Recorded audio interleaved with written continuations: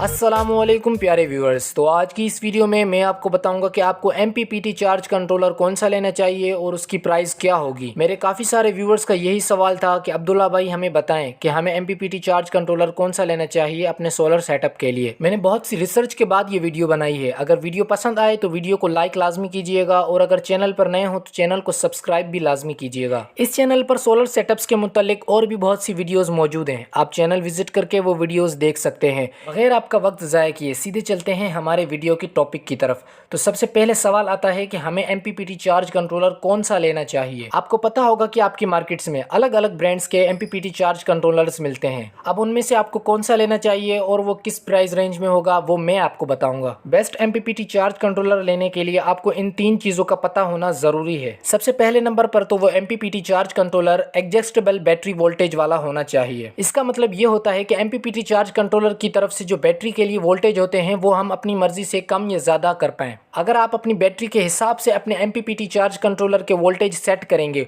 तो उस बैटरी की लाइफ भी बढ़ेगी, साथ ही साथ वो बैटरी अच्छे से चार्ज भी हो पाएगी। तो इसीलिए उस MPPT चार्ज कंट्रोलर में बैटरी वोल्टेज एडजस्टमेंट का ऑप्शन लाजमी होना चाहिए। अब बात करते हैं PV वोल्टेज रेंज की, जिसका डायरेक्ट कनेक्शन यानी ताल्लुक आपकी सोलर प्लेट से है। अगर आप छोटी प्लेट्स को सीरीज में लगाकर 100 वोल्ट तक उसके वोल्टेज लेकर जाते हैं तो आपको 60 एम्पियर वाला MPPT चार्ज कंट्रोलर लेना होगा, क्योंकि अक्सर 60 या 65 एम्पियर वाले MPPT चार्ज कंट्रोलर की रेंज 30 से लेकर 100 वोल्ट तक होती है। तो इस बात का आपको पता होना चाहिए कि आप जितनी भी सीरीज में प्लेट्स लगाते हैं लेकिन उनके जो वोल्टेज होते हैं वो आपको 85 से लेकर 100 वोल्ट के दरमियान मेंटेन करने होंगे। कभी भी 60 या 65 एम्पियर वाले MPPT चार्ज कंट्रोलर पर आप 100 से ऊपर का वोल्टेज ना दें। मेरा मशवरा ये है कि आप 85 से लेकर 90 वोल्ट के दरमियान वोल्टेज को मेंटेन करें। इसका मतलब ये हुआ कि वो MPPT चार्ज कंट्रोलर 30 वोल्ट से अपना काम शुरू करेगा और उसकी रेंज 100 वोल्ट तक होगी। अगर आप 180 वोल्ट की 4 प्लेट्स सीरीज में लगाते हैं तो वो आपको 85 से लेकर 86 वोल्ट तक दे सकती हैं, जो कि आपके 60 से लेकर 65 एम्पेयर के MPPT चार्ज कंट्रोलर के लिए एक बेस्ट वोल्टेज रेंज होगी। और अगर आप बड़ी प्लेट सीरीज में लगाएंगे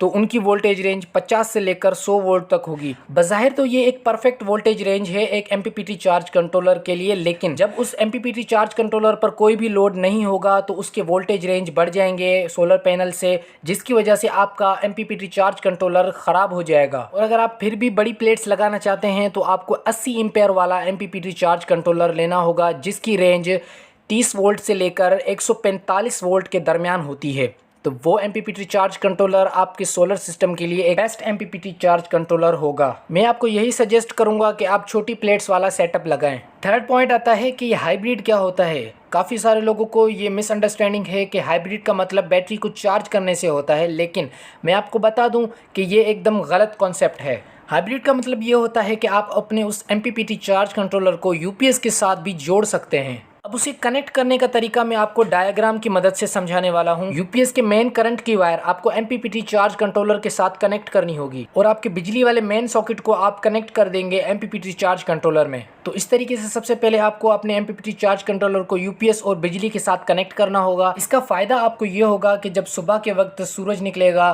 तो उस वक्त आपका MPPT चार्ज कंट्रोलर UPS वाली वायर को डिस्कनेक्ट कर देगा, जिसकी मदद से वो MPPT चार्ज कंट्रोलर सूरज की रोशनी से आपके बैटरी को चार्ज करेगा।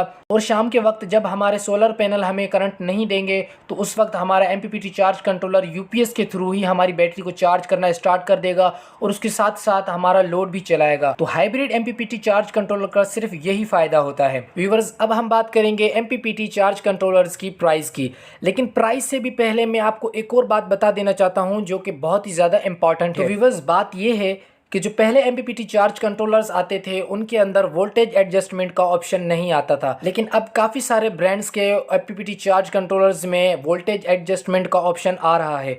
तो ये चीज़ आपने लाजमी चेक करनी है कि आपको कोई पुराना MPPT चार्ज कंट्रोलर नहीं लेना, क्योंकि उसके अंदर वोल्टेज एडजस्टमेंट का ऑप्शन नहीं होता। मैंने आपको इस वोल्टेज एडजस्टमेंट वाले ऑप्शन की इम्पोर्टेंस के बारे में बता दिया है, तो उस हिसाब से आपको ये चीज़ देखकर उसके बाद ही अपना MPPT चार्ज कंट्रोलर सिलेक्ट करना है। अब बात करते हैं MPPT चार्ज कंट्रोलर्स की प्राइस के बारे में। प्राइस बताने से पहले मैं आपको एक बात बता देना चाहूँगा, वो ये कि यहाँ पर मेरा मकसद किसी भी एक ब्रांड को प्रमोट करना नहीं होगा। मेरा मकसद सिर्फ और सिर्फ आप प्यारे व्यूवर्स को गाइड करना होगा।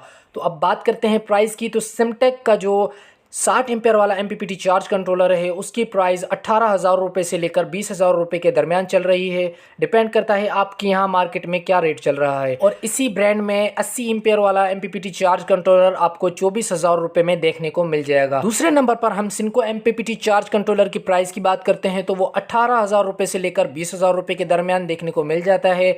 इसके बाद फैसल MPPT चार्ज कंट्रोलर की बात की जाए तो वो 9,000 रुपये से लेकर 10,000 रुपये के दरमियान देखने को मिल जाता है। फोर्स MPPT चार्ज कंट्रोलर की बात की जाए तो वो 12,000 रुपये से लेकर 13,000 रुपये के प्राइस टैग में मिल जाता है। और प्रिंस MPPT चार्ज कंट्रोलर आपको 8 से 9,000 रुपये में मिल जाएगा। इन तमाम MPPT चार्ज कंट्रोलर्स की एक स्पेशलिटी के बारे में मैं आपको बता दूं कि आप इनसे किसी भी किस्म की बैटरी को बआसानी चार्ज कर सकते हैं। MPPT चार्ज कंट्रोलर लेने से पहले या लगाने से पहले कुछ लोग कुछ बड़ी गलतियां करते हैं, तो उन गलतियों के बारे में मैं अभी आपको गाइड कर देता हूं कि वो गलतियां आपने नहीं करनी। जिनमें सबसे पहले तो MPPT चार्ज कंट्रोलर से कनेक्ट करने वाली वायर्स का मसला आता है। बहुत से लोग इस तरफ ध्यान बिल्कुल भी नहीं देते, कोई भी सादा वायर उठाकर लगा देते हैं अपनी MPPT चार्ज कंट्रोलर्स में।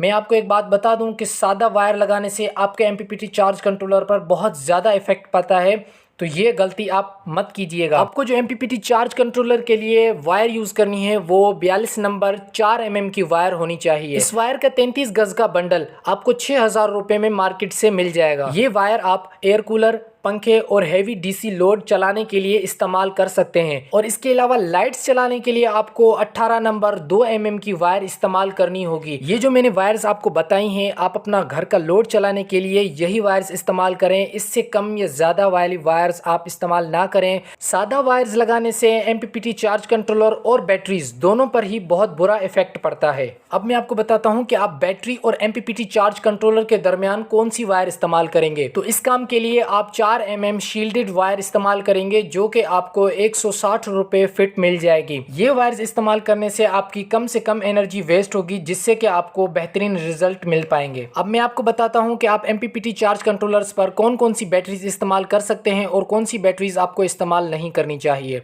तो आप 100 एम्पेयर आवर से लेकर आगे जितनी भी ट्यूबुलर बैटरीज या फिर जितनी भी बैटरीज आती हैं वो तमाम बैटरीज इस्तेमाल कर सकते हैं। छोटी बैटरीज का मैं आपको सजेस्ट नहीं करूंगा कि आप छोटी बैटरीज लगाएं। और इसके अलावा आप MPPT चार्ज कंट्रोलर के कैपेसिटी के हिसाब से आप 12 वोल्ट या 24 वोल्ट सीरीज में बैटरीज लगा सकते हैं। आज की इस वीडियो में मैंने आपको MPPT चार्ज कंट्रोलर के मुतल्लिक मुकम्मल रिसर्च हुई इंफॉर्मेशन दी है। तो अगर ये आपको वीडियो पसंद आई हो तो वीडियो को लाइक लाजमी कीजिएगा। अगर चैनल पर नए हैं तो चैनल को सब्सक्राइब भी लाजमी कर दें। इसके बाद मैं PWM चार्ज कंट्रोलर के मुतल्लिक वीडियोस बनाने वाला हूं, तो अगर आप वो वीडियोस भी देखना चाहते हैं तो चैनल को सब्सक्राइब फिर तो लाजमी कर दीजिएगा। मिलते हैं अगली वीडियो में, तब तक के लिए अल्लाह हाफिज।